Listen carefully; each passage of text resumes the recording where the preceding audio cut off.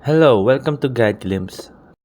How to add friends in Valorant without tagline. So today, we'll show you how to add friends in Valorant without tagline.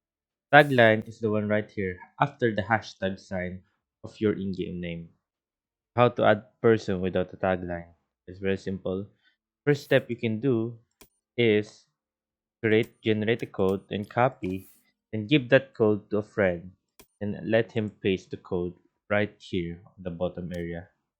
And once he creates that, click join. And once he joined, you may right click on him and add him as a friend. Or in other ways, to add a friend in Valorant, just go to your match history right here. Then right click on your friend, then add him.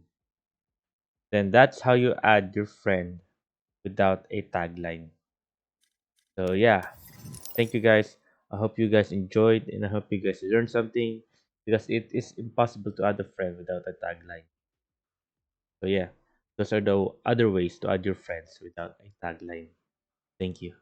If you like the video, please consider giving us a thumbs up and subscribing for more content like this. Thank you.